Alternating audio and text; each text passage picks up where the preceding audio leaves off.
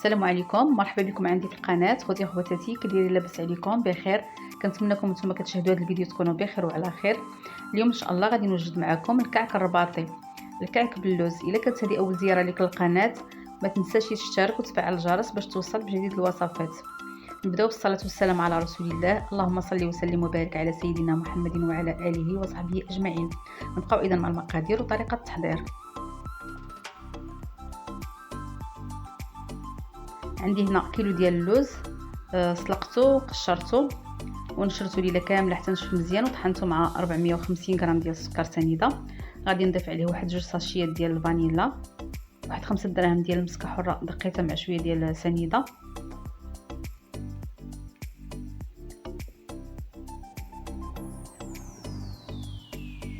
غادي نضيف 125 غرام ديال الزبده مذوبه.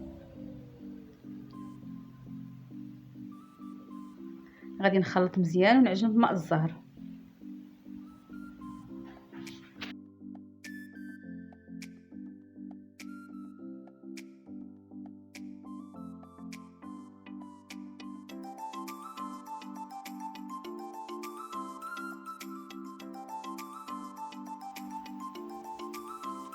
كيلو ديال اللوز عجنته بكاس ديال ماء الزهر، كاس ديال العنبه.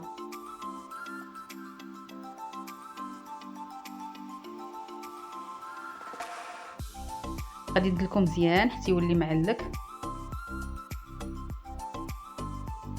العقده ما تكونش خفيفه وما تكونش قاصحه.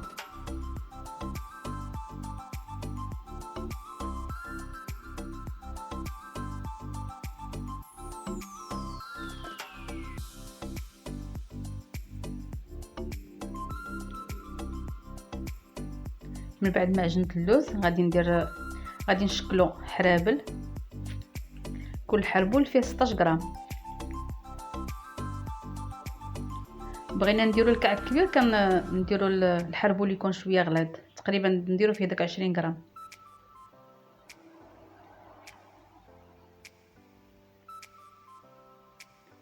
غادي نكركب هاد الكميه اللي عندي كامله ونرجع معكم.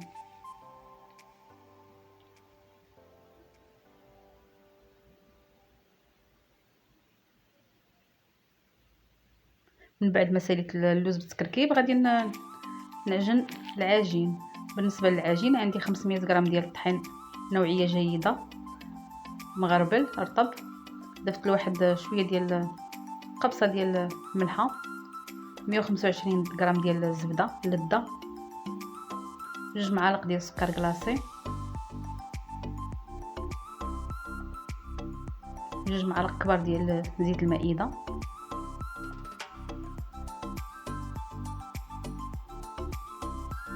غادي نخلط مزيان ونعجنو بماء الزهر والماء. عندي واحد الكاس العنبه مملوء بماء الزهر ومعادي من الروبيني. الا ما كفانيش غادي نقدر نزيد واحد 4 كاس ديال الماء على حسب الطحين.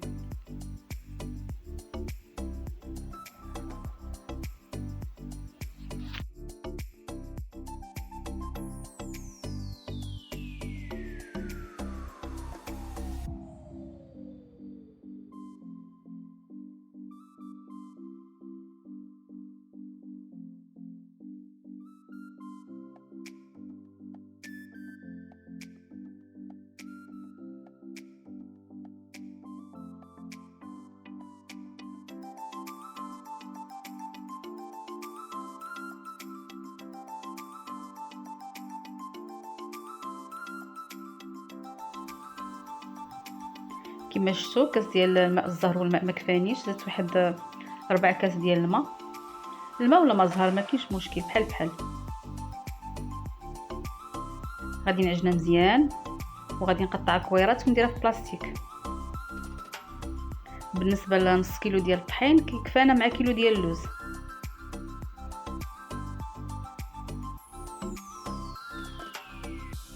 دابا ان شاء الله غادي نبدا نخدم.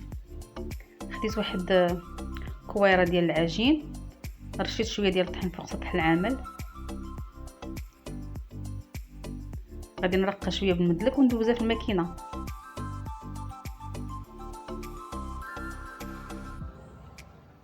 غادي ندوزها في النمره 5 ثم النمره 3 ثم النمره 2.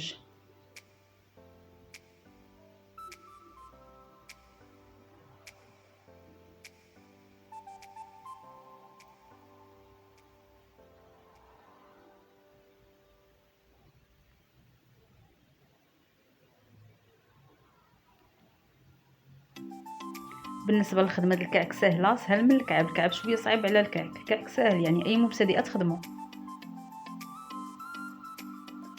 كما شفتوا من بعد ما دوزت العجين في الوراقه غادي نشرط من الاسفل، وغادي ناخذ الحربول ونوضعه فوق العجين ونبسط بيدي ونقطع بالجراره. غادي نحيد داك الزائد من الجناب وغادي ندور الكعك ونقرص داك الجناب.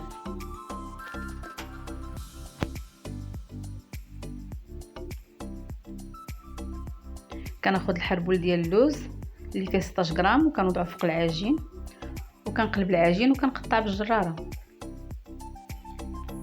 كنقاد بيدي، كنقطع الزوائد وكنلاقي العجينه مع بعضيتها. كنوضع الحربول، كنقلب عليه العجين، كنبسط بيدي، كنقطع بالجراره وكنحاول نخلي اللوز كيبان من الفوق، ما كنسدوش في خطره، خليه فين يتهوى. كنجمع داك الجوانب وكنقرصهم بصبعي كندور.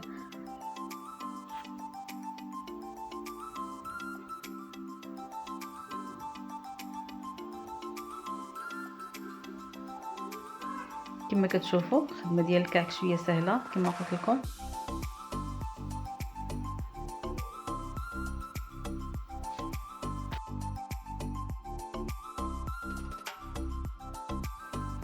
كنوضع الحربول في العجين، كنطلع العجين وكنقطع بالجراره، كنخلي اللوز كيبان، كنقادو بالاصابع ديالي وكنقطع الزائد وكنلاقيه كنقرص داك العجينه مع بعضيتها.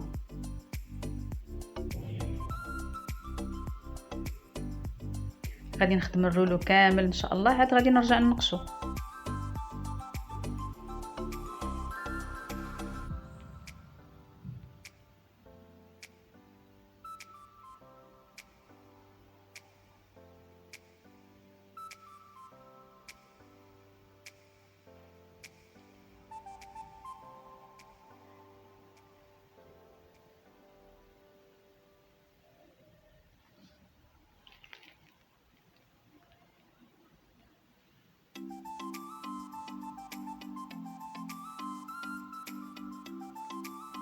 من بعد ما ساليت كنرش واحد شويه ديال الطحين في سطح العمل، كناخذ الكعكه بالاصبع ديالي وكندورها كامله، كندور لها الجناب في الطحين وكنبدا نقش. بالنسبه للكعك الخدمه ديالو سهله والنقش ديالو ساهل.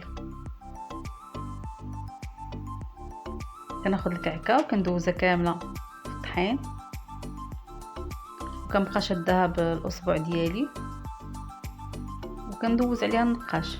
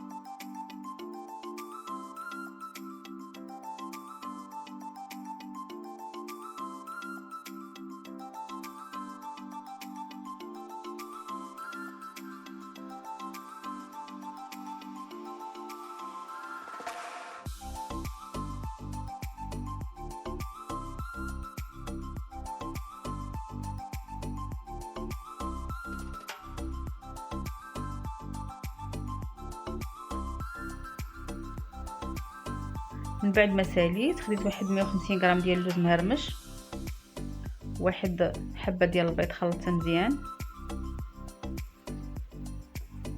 وغادي ندوز الوجه ديال الكعك في البيض وندوزو في اللوز مهرمش.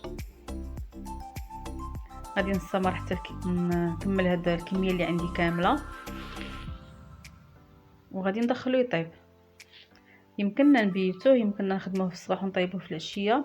انا كنت مزروبه به خدمته ديك الساعات وطيبته ديك الساعات في نفس الوقت، ما غير ساليته طيبته.